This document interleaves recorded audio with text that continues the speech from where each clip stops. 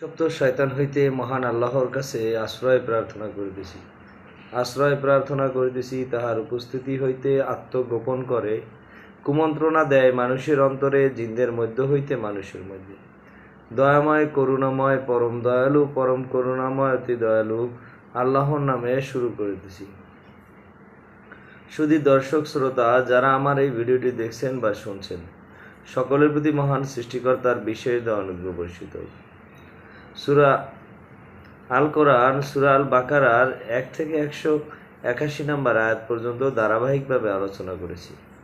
আজকে 182 আয়াত থেকে আরও কিছু নিয়ে আলোচনা করব। আলোচনার বিষয় হলো ওসিয়াত। ওসিয়াত কি? ওসিয়াত হলো একটা মানুষের শেষ ইচ্ছা বা অসম্পূর্ণ কোনো কাজ বা অসম্পূর্ণ কোনো বিষয় তার শুভাকাঙ্ক্ষীর মাধ্যমে ওসিয়াত করে যাওয়া বা বলে যাওয়াকে ওসিয়াত বলে। এখন 182 নম্বর আয়াতে উল্লেখ রয়েছে, তবে কেউ যদি ওসিয়াতকারীর পক্ষ থেকে পক্ষপাতিত্ব ও পাপের আশঙ্কা করে অতঃপর তাদের মধ্যে মীমাংসা করে দেয়, তাহলে তার কোনো পাপ নেই। নিশ্চয়ই আল্লাহ ক্ষমাশীল পরম দয়ালু। এখন যে ব্যক্তি ওসিয়াত করে গেলেন সেটা যদি কোনো পক্ষপাতিত্ব বা কোনো পাপের হয়, অতঃপর সে যার কাছে ওসিয়াতটা করে যাবেন সে যদি এটা মীমাংসা করে তাহলে তার কোনো পাপ নেই। নিশ্চয়ই আল্লাহ ক্ষমাশীল পরম দয়ালু।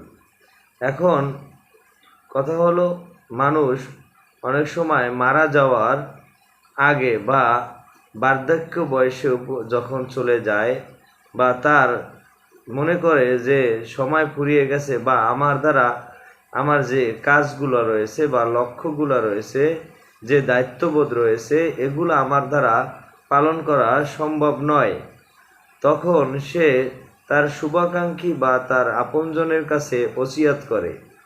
যদি কেউ ঋণগ্রস্ত থাকে ঋণ ওসিয়াত করতে পারে, তারপরে তার সন্তানাদি সম্পদ যাবতীয় বিষয় সে ওসিয়াত করতে পারে। আর যদি তার ওসিয়াতকারীর যে দুই চিন্তা চেতনা ধ্যান ধারণা বা তার যে ওসিয়াত করবে সেটা যদি ভুল হয়, তাহলে যদি কেউ সেটা তার কথা না মেনে যদি এটা মীমাংসা করে দেয় বা সমস্যার সমাধান করে দেয়, তাহলে তার কোনো পাপ নেই। নিশ্চয়ই আল্লাহ ক্ষমাশীল পরম দয়ালু। আশা করি ওসিয়াত বিষয়টা আপনারা বুঝতে পারছেন।